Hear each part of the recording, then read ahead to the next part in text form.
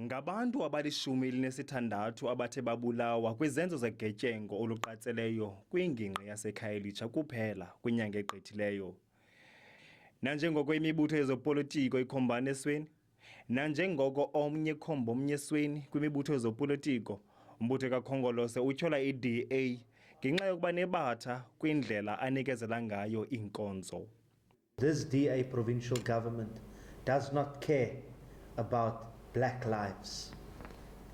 The killing of 8 people in Manenberg in a week, followed by the mass murders reported in Kaneni, in Dlovini, Deep River, Guguletu, Kuyasa, and Old Crossroads, show the extent of these deaths. Batyhola urhulumente weNtshona Kapa ngokugxobha-gxobha amaphulo okulwa nolwaphulo-mthetho. Ugovernment bekumele into yoba uyakwazi ukuthi azixhase ii-CPFs ngoba ii-CPFs ngokomgaqo-siseko walapha eSouth Africa zinexanduva lokuba zikwazi ukukwenza oba buhlobo okanye ziqinise ubuhlobo phakathi kwamapolisa kwakunye nee-CPFs ngoba ingxaki iqala once kuphele oba buhlobo.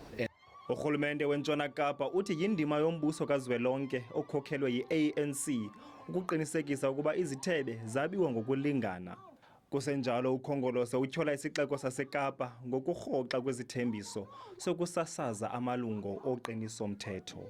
You can't do that all in once. It takes time to get people through the colleges, and more so when national government makes laws that says that your colleges can't be fully open and you're down to a 50% capacity of your training college. We also still have to train people for the normal vacancies that occur. Bakwabeka nezityholo kwakinkulu baphathiswa uAllen Winde ngokusilela ukuthatha amanyathelo arhabaxa ngakumphathiswa worhulumente bamakhaya uAnton Bredel.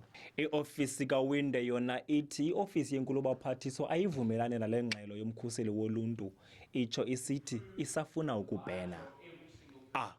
Thule Joka, kwiindaba ze-SABC ndiseKapa.